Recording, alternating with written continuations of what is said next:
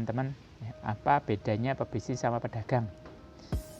Sama aja toh, sama-sama cari duit halal, sama-sama jualan, ya sekilas betul sama. Tapi kalau diperhatikan lebih lanjut, ternyata ada bedanya. Nah, bedanya di sini. Kalau pedagang itu biasanya orientasinya jualan barang yang trennya jangka pendek, ya. Yang lagi ngetren apa? Oh, masa pandemi, masker, ya udah jual masker, ya. Nah, terus orientasinya juga profit jangka pendek, ya. Jadi profit yang sebesar-besarnya. Nanti masalah 6 bulan lagi tahun depan nanti udah nggak laku ya wis, ya, nggak masalah, yang penting sekarang dapat duit. Nah, kemudian biasanya mereka juga tidak ada loyalitas ya. Kalau loyal itu kan jual satu barang ya sampai jangka panjang yang dijual ya bidang itu terus. Tapi kalau pedagang itu pindah-pindah. Ya, sekarang jual masker, nanti 6 bulan lagi jual daster misalnya, 6 bulan lagi nanti jual apalah tanaman atau apa ya, tergantung tren yang ada saat itu pedagang. Ya. Kemudian after sale service-nya juga biasanya kurang baik, karena mereka sekedar memikirkan pembeli. Ya, pembeli itu orang beli sekali, ya kalau ngerasa kapok ya dia akan beli lagi. Pokoknya yang di pikirannya dia, produk saya laku sebanyak mungkin, bisa dapat duit sebanyak mungkin. Ya, masalah nanti pembelinya kecewa atau enggak urusan. Ya, nanti juga ada pembeli lain. Nah, itu pedagang gitu biasa, kebanyakan. Ya. Nah, kemudian nggak mau ribet. Jadi kalau disuruh, yuk belajar supaya bisnisnya lebih berkembang, was ribet, enggak lah. Ya, yang penting cuan. Gitu ya. Jadi visinya pendek gitu loh. Nah, itu pedagang.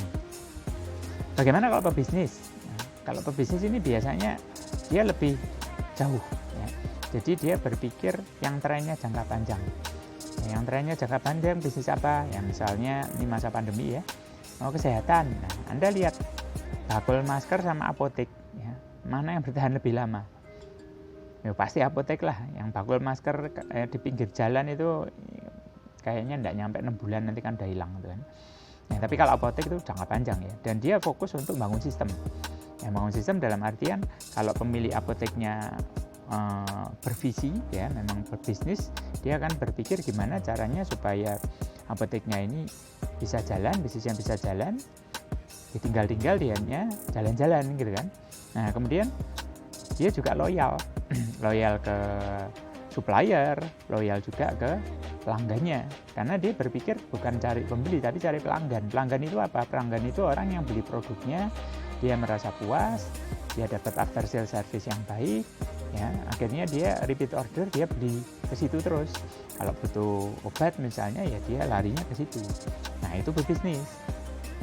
Nah, kemudian dia juga akan melakukan continuous improvement ya. Jadi dia akan terus-menerus mengembangkan dirinya, mengembangkan bisnisnya.